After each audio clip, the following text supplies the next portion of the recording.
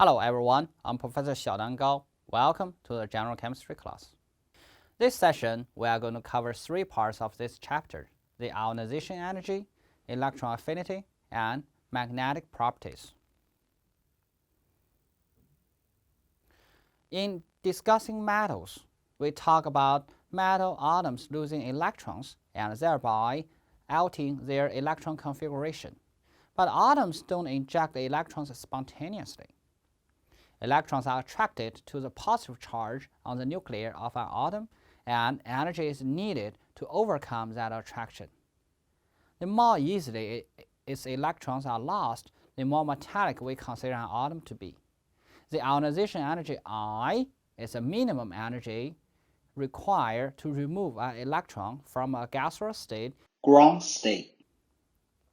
Ionization energies are measured through experiments in which gaseous atoms at low pressure are bombarded with beams of electrons. Here are two typical values. For magnesium, to ionize 1 electron off and 2 electrons off. The symbol I1 stands for the first ionization energy, the energy required to strip 1 electron from a natural gaseous atom. I2 is the second ionization energy, the energy to strip an electron from a gaseous ion with a charge of 1+. Further ionization energies are I3, I4, and etc. Invariably, we find that each succeeding ionization energy is larger than the preceding one.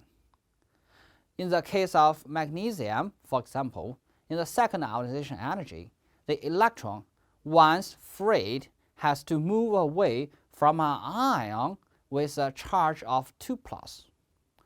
More energy must be invested than for a freed electron to move away from an ion with a charge of 1+. This is a direct consequence of Columbus' law, which states, in part, that the force of attraction between opposite charged particles is directly proportional to the magnitude of the charge. Therefore, for most cases, I1 is smaller than I2 and I2 is smaller than I3. First ionization energy for many of the elements are plotted in this figure. Because noble gas electrons configuration are so stable, more energy is required to ionize their atoms than to ionize atoms of elements immediately preceding the following of them. The maxima on the graph comes as the atomic number of the noble gases. The alkali metals are the most easily ionized of all groups.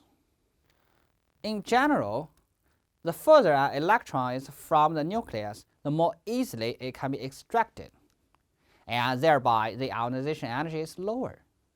The ionization energy decreases as the atomic radii increases.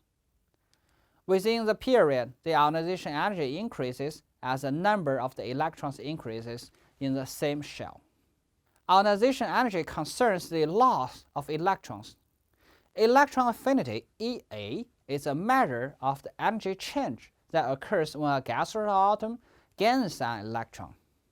In another way, the negative of the energy change that occurs when an electron is accepted by an atom in the gaseous state to form an ion. Take fluorine for example. When it gains an electron, energy is given off. The process is exothermic and delta H is negative 328 kilojoules per mole. Hence, the electron affinity for fluorine is positive 328 kilojoules per mole, and the sign has been converted. Another example is oxygen.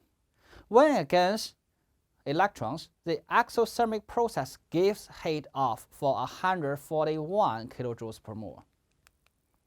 And you can find that it's less than fluorine's electron affinity. Some representative electron affinities are listed in this table. We can see that smaller atoms to the right of the periodic table tends to have large electron affinities. electron affinity tends to become smaller in progressing towards the bottom of a group.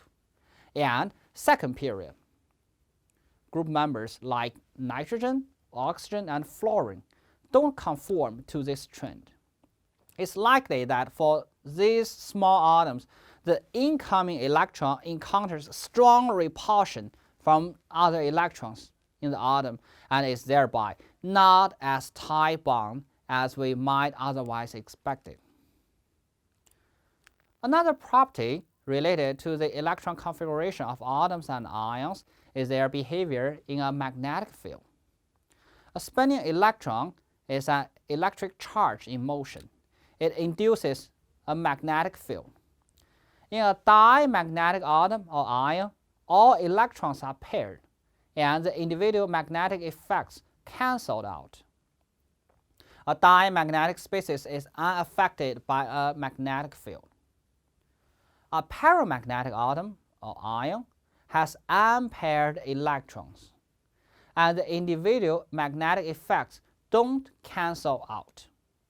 The unpaired electrons possesses a magnetic moment that causes the atom or ion to be attracted into the external magnetic fields. The more unpaired electron presence, the stronger in its attractions.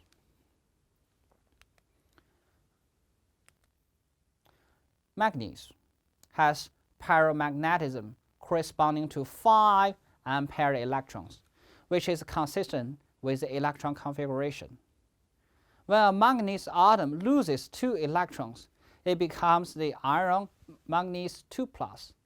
Magnesium 2+ is paramagnetic, and the strength of its paramagnetism corresponds to 5 unpaired electrons. When a third electron is lost to produce magnesium 3+, we found that the ions has a paramagnetism corresponding to 4 unpaired electrons.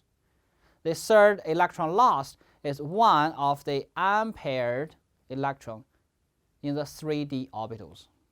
Alright everyone, in this class we learned the ionization energy, electron affinity, and magnetic properties.